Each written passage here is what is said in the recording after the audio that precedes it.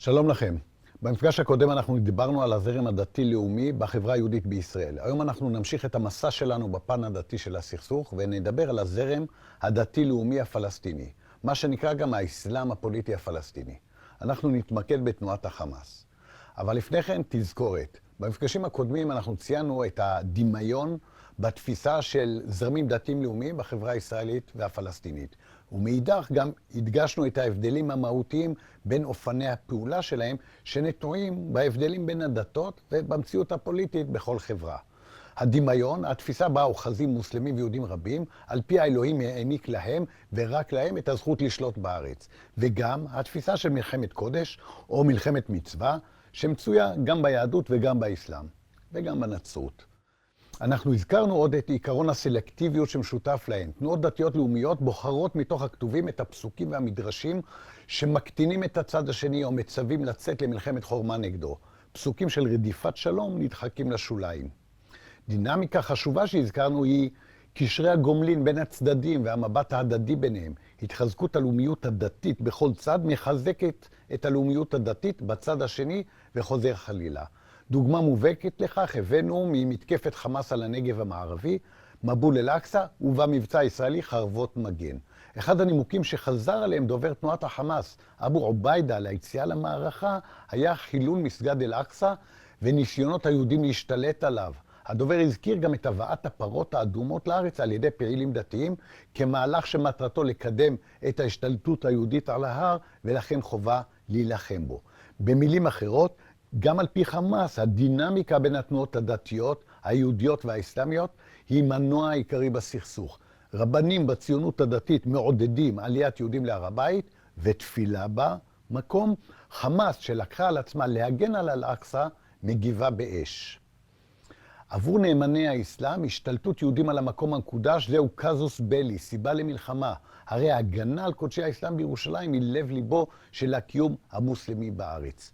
בה בעת, הנמקות דתיות מצד הפלסטינים והדבקות המוסלמית בהר מגבירות את השיח הדתי-לאומי בצד היהודי.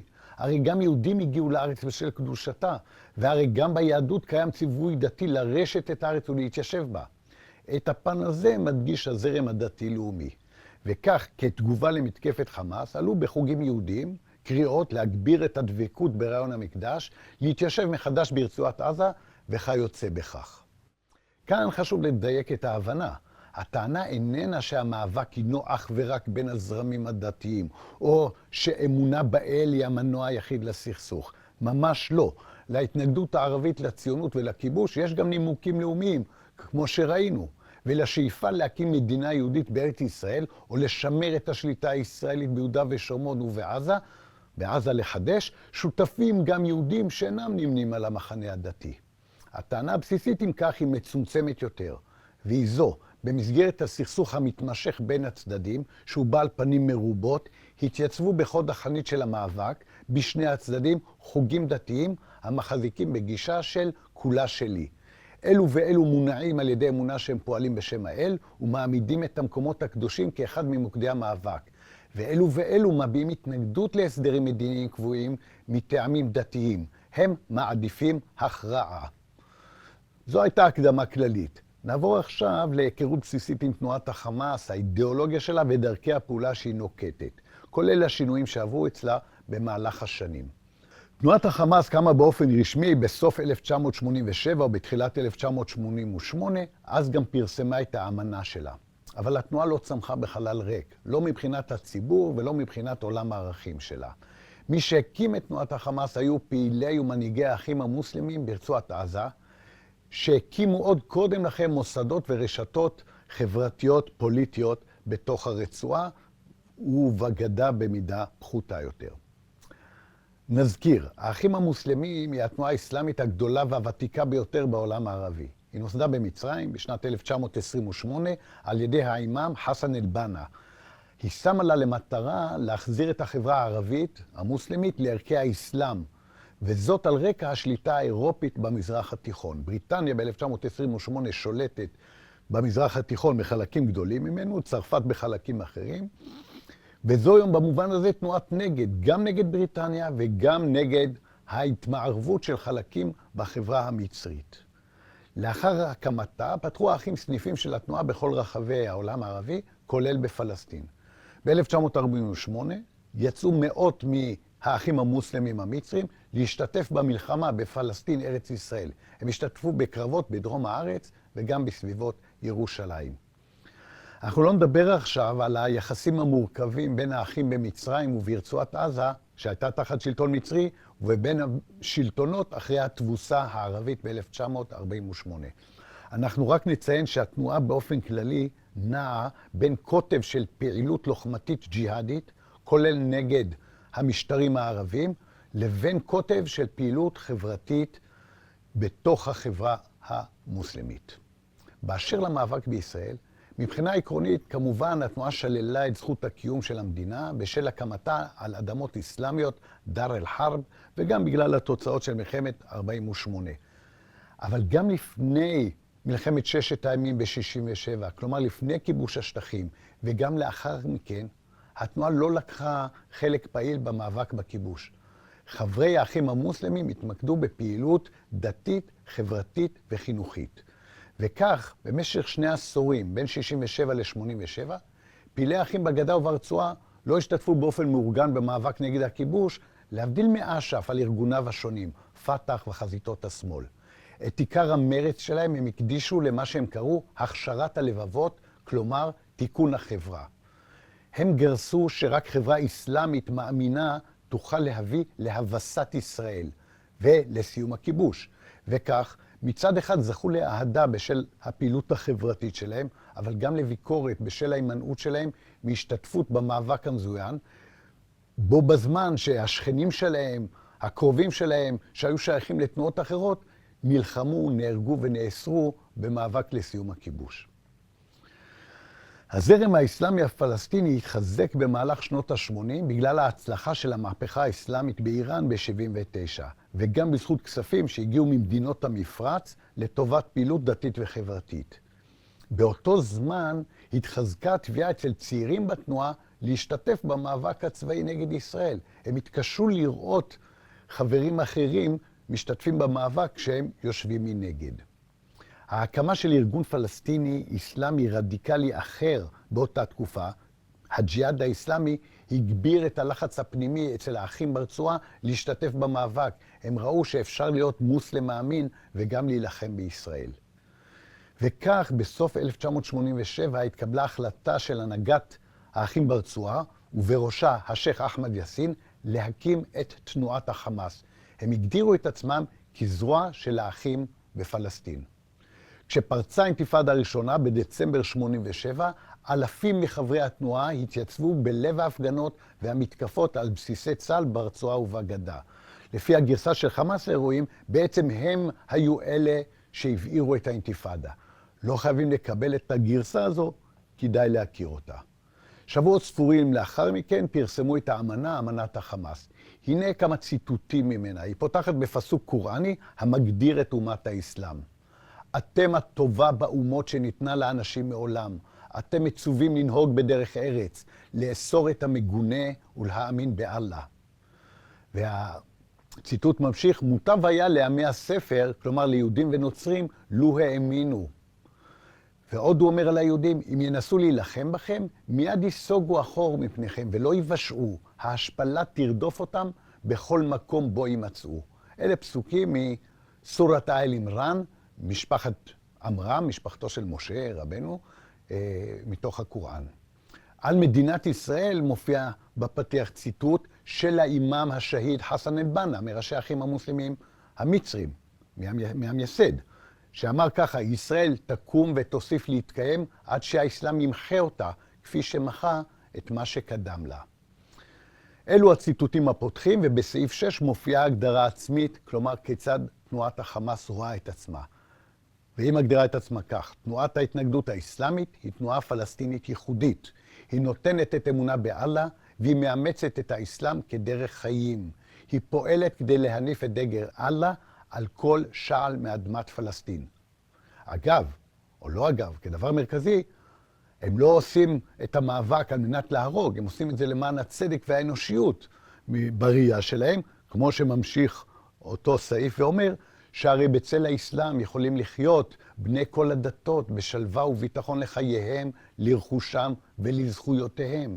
בהיעדר האסלאם מתפתח סכסוך, מתפשט העושק לכל עבר, פושה השחיתות, נוצרים סכסוכים ופורצות מלחמות. זו אם כך תמצית האידיאולוגיה של חמאס. האסלאם היא דת האמת, למוסלמים הזכות הבלעדית לשלוט בארץ, שורש הסכסוך הוא הסירוב היהודי לקבל זאת. אם יקבלו היהודים את השלטון המוסלמי, יוכלו לחיות בארץ בשלום ובביטחון. מה ששמענו הרגע זה הצד הנינוח המפויס של האמנה. מנגד היא כוללת גם אזכורים של הפרוטוקולים של זקני ציון, עם כל המוטיבים האנטישמיים שיש בהם, ואת חדית' העצים והאבנים, על פיו לקראת יום הדין יקראו המוסלמים להרוג יהודים שהתחבאו מאחורי עצים ואבנים, אך אלו יגלו למוסלמים את מקומות מחבואם. החזון הזה הוא חזון אחרית הימים. בחזון הפוליטי לעולם הזה, חמאס גורסת כי השלטון על הארץ צריך לחזור לידיים מוסלמיות, ויהודים ונוצרים יוכלו כאמור לחיות בשלום וביטחון תחת האסלאם. בהבנה של חמאס ותומכיה, אנחנו למדים, מעשי ההרג, הפיגועים והטבח שמבצעים אנשי התנועה, נכפים עליהם ונובעים מהעקשנות היהודית לשלוט על ארץ הקודש, ולחילופין מתוך הגנה עצמית, לעתים רחוקות לשם נקמה. עכשיו לעניין אופי הפעילות של החמאס. מבחינת שיטות הפעולה עברה התנועה כמה שלבים. בתחילת דרכה, כלומר באינתיפאדה הראשונה, השתתפו חבריה בהפגנות ובמתקפות על בסיסי צה"ל ברצועה, יידויי אבנים ובקבוקי תבערה. זו הייתה דרך הפעולה המקובלת באותה עת, גם על זרמים אחרים בשטחים. בראשית שנות ה-90 בנתה תנועה זרוע צבאית, גדודי עז א-דין אל-קסאם. הם שכללו דרך פעולה בה החלו מעט קודם, חטיפת חיילים לשם מיקוח או רציחתם. בבחירת השם אל-קסאם, הפעילים סימנו שהם ממשיכים את דרכו של השייח שפעל בחיפה ובגליל בשנות ה-30. הוא הקים חוליות חמושות שפעלו נגד בריטים ויהודים, ונהרג על ידי הצבא הבריטי בנובמבר 1935. הפופולריות של התנועה גברה באותה עת, גם בעקבות הפעולות הנועזות של גדודי אל-קסאם, אך גם בהקשר של אירועי הר הבית אל-אקצא בחג הסוכות תשנ"א, אוקטובר 1990. במהלך החג הודיעה קבוצת נאמני הר הבית שהיא מתכוונת לערוך טקס הנחת אבן פינה לבית המקדש השלישי. זהו הסיוט האסלאמי.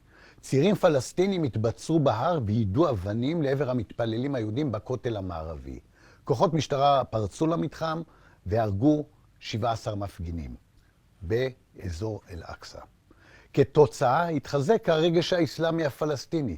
תחושת הצורך להגן על המסגדים גברה אף היא, ואיתה הפופולריות של תנועת החמאס. תוצאה נוספת הייתה התגברות גל הסכינאות של תומכי חמאס ברחבי הארץ. באותה תקופה חמאס התחילה לראות את עצמה כחלופה מנהיגותית לאש"ף. זה היה מהלך משמעותי. אש"ף זכה באותה עת להכרה גם מהעולם הערבי וגם מהקהילה הבינלאומית כנציג הלגיטימי היחיד של העם הפלסטיני. אבל חמאס חלקה על הבכורה של אש"ף. לכך היו שתי סיבות. האחת פנימית, חמאס דגל באסלום החברה, ובכך שהמדינה הפלסטינית העתידית תהיה אסלאמית ותנהג על פי השריעה. לא כך גרסו אנשי אש"ף. סיבה שנייה נוגעת לכניסת אש"ף למשא ומתן עם ישראל, החל בוועידת מדריד ב-1991. אמנם גם אנשי חמאס ניהלו מגעים עם בכירים ישראלים, אולם בעניין זה הם סמכו על עצמם בלבד ולא על אנשי אש"ף. את העמדה שלהם לגבי ועידות פיוס קבעו בחמאס כבר באמנה בסעיף 13, וכך נאמר בה, אין פתרון לבעיה הפלסטינית אלא באמצעות הג'יהאד. באשר ליוזמות, ההצעות והוועידות הבינלאומיות, הרי הן בזבוז זמן והבל הבלים. הסכמי אוסלו ב-1993, שכללו הכרה של אש"ף במדינת ישראל, היו קו שבר מבחינת חמאס. בדומה להצהרות של כמה מרבני הציונות הדתית, גם הם גרסו שקיים איסור אלוהי לוותר על חלק מאדמת ארץ הקודש. עבור חמאס, הדבר הזה היה לא רק בגידה באתוס הדתי והלאומי, אלא גם סכנה של ממש לאפשרות קיומה של התנועה. הם חוו את ההסכמים כמהלך משותף של ארצות הברית, ישראל ואש"ף, לדחוק את תנועת החמאס ואת האסלאם הפלסטיני לשוליים. כדי למנוע את המהלך הזה ולמנוע את יישום הסכמי אוסלו, שנתפסו על ידיה כוויתור על רוב פלסטין, וכהסכמים שמאפשרים את ביסוס הריבונות היהודית בפלסטין, פתחה חמאס בסדרת פעולות נגד מטרות ישראליות. בהתחלה בשטחים, נגד חיילים ומתנחלים שבהגדרת חמאס שקולים לחיילים. אבל בתנועה גברו גם הקולות שקראו להתיר פיגועים נגד אזרחים. הטבח שביצע הרופא מקריית ארבע, דוקטור ברוך גולדשטיין, שהרג 29 מתפללים מוסלמים במערת המכפלה בפברואר 1994, חג הפורים, הטבח הזה הכריע את הוויכוח הפנימי בחמאס, ומועצת השורא של החמאס נתנה את ההיתר להרג אזרחים. בשביל לתת את ההיתר הזה היה צורך באישור הלכתי, כיוון שהרג אזרחים נוגד את ההלכה האסלאמית. והנימוק המרכזי שניתן היה כזה, כיוון שישראל כצבא, או באופן לכאורה פרטי, כמו מעשה הטבח של גולדשטיין, לכאורה בעיניים פלסטיניות, כיוון שישראל הורגת אזרחים פלסטינים כדבר שבשגרה, הרי שעל חמאס מצווה למנוע את הדבר הזה. והדרך היחידה למנוע הרג אזרחים פלסטינים היא יצירת מאזן אימה עם ישראל באמצעות הרג אזרחים ישראלים.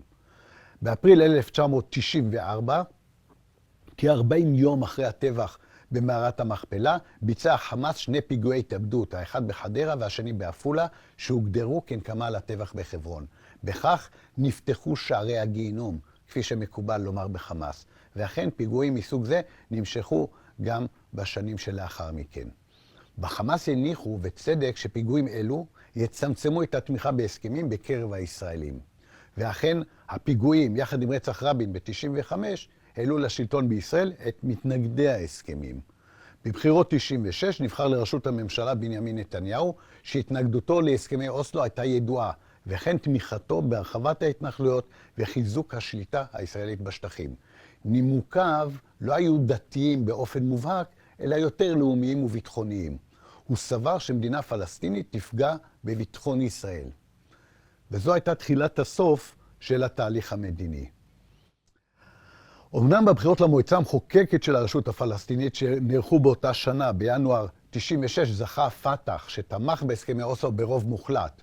חמאס באותה מערכת בחירות נמנעה מהשתתפות. אבל כבר בין אנשי הפת"ח היה אפשר לזהות שיש אנשים שמסתייגים מההסכמים. האסלאמיסטים מצידם סמכו על עצירת התהליך המדיני. זה מה שהם רצו להשיג. ואת הרשות הפלסטינית שהמשיכה במשא ומתן עם ישראל, הם התחילו להציג כבוגדים בעניין הפלסטיני. מדוע הם הגדירו את זה בגידה? יש לזה כמה סיבות. ראשית, חמאס המשיכו עם האתוס של המאבק המזוין, המשיכו בפיגועים נגד ישראל. ופת"ח נמנע מפיגועים לאורך שנות אוסלו, כלומר בין 94 ל-2000, וגם שיתף פעולה במניעת פיגועים ובמעצר אנשי חמאס. מה זה יכול להיות אם לא בגידה? דבר נוסף, אש"ף נכנע לדרישת ישראל וויתר על הכללת ירושלים, על קודס, הירושלים המזרחית, בתחומי הרשות הפלסטינית. כלומר, אש"ף הזניח ערך יסוד פלסטיני שהוא הגנה על אל-אקצא, וכבר הזכרנו כמה הדבר הזה חשוב.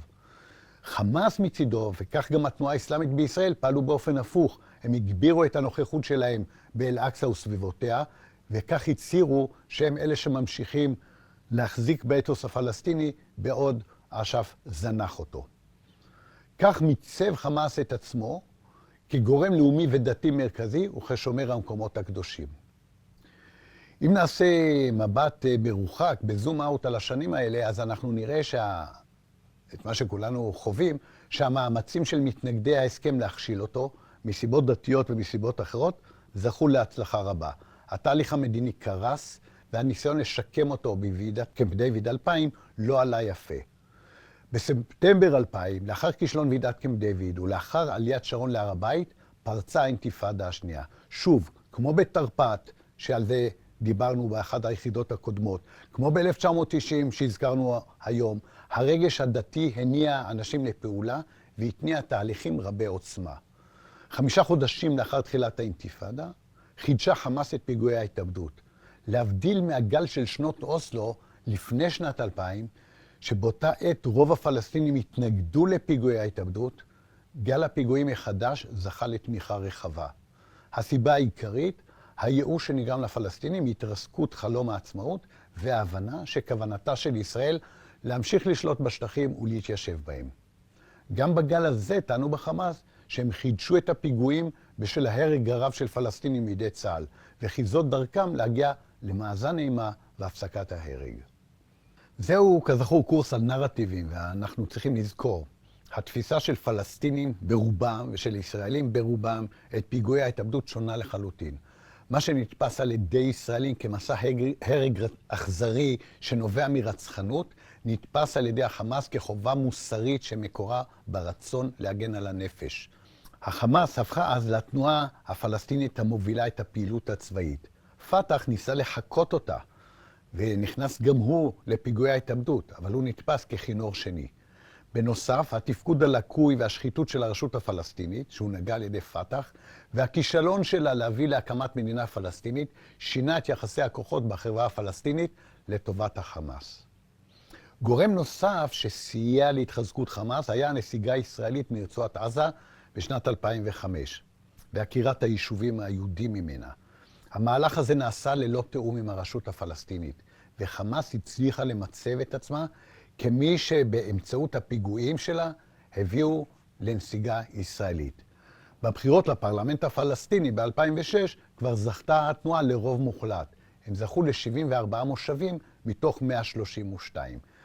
צריך פה להעיר בכל זאת הערה קטנה שהפער הגדול הוא נובע משיטת הבחירות הפלסטינית. בעצם אחוז המצביעים לחמאס היה כ-43%, ואחוז המצביעים לפת"ח על כ-40%. זה ממש פער קטן. אבל בגלל שיטת הבחירות, ולא ניכנס לזה עכשיו, חמאס קיבלה 56% מהמושבים והפת"ח 34%. בשל מאבק פלסטיני פנימי והתנגדות ישראלית ומערבית, תנועת החמאס הצליחה לבסס את השלטון שלה רק ברצועה. אבל עדיין מבחינת התנועה זה היה הישג משמעותי. לראשונה היא עמדה בראש ישות מדינתית. המאפיינים העיקריים של שלטון חמאס ברצועה בין השנים 2007 ל-2023 היו אלה. דבר ראשון, פעולה לבסס את השלטון שלה ברצועה. דבר נוסף, פעולה או פעולות לאסלום החברה המקומית.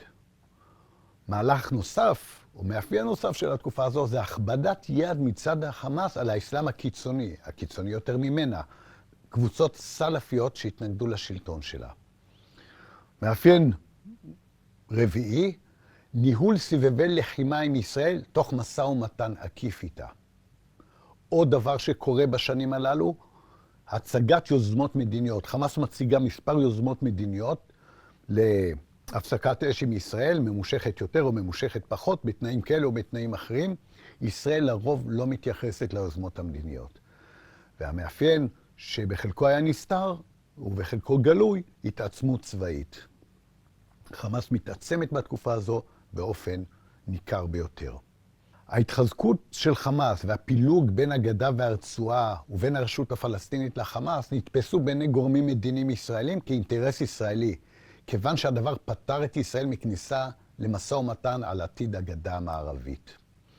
חמאס מצידה ניסתה להמשיך לפעול מהגדה המערבית, גם באמצעות הקמת חוליות לביצוע פיגועים, בהנחיית בכיר החמאס סאלח אל-ערורי ואחרים, וגם באמצעות מוסדות חברתיים ודתיים.